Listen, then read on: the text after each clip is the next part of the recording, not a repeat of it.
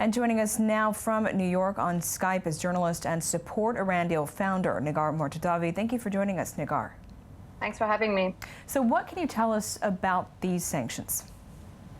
So there have been talks about sanctioning Iran's missile program, ballistic missiles program. It's something that's been of concern to the U.S. and also to Israel for a while. And especially with the recent tests of the ballistic missiles, the two tests that Iran has conducted in the past few months, there has been more tension between the two countries alongside this. But I think it's something that the U.S. government and the Congress have been talking about for a while, but they held off to sort of impose or announce it right after the implementation of the nuclear deal. So that's what I was going to ask you, is about the timing in particular. This comes one day after nuclear sanctions were lifted, but you're saying that this doesn't necessarily come as a surprise?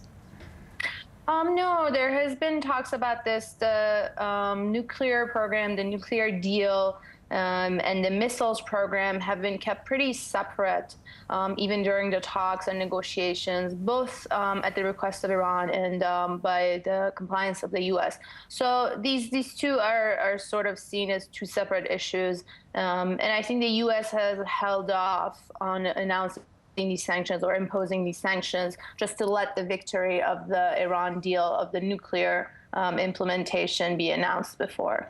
So what does this mean then for Iranian-American relations at this point, Negar?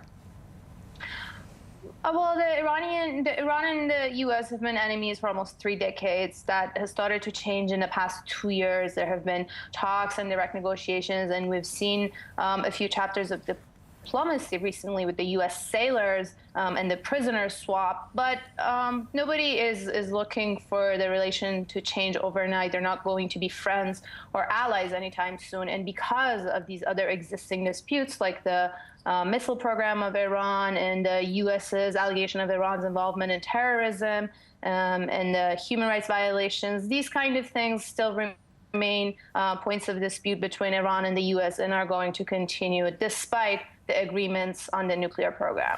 Negar Mortazavi, thank you so much for joining us from New York.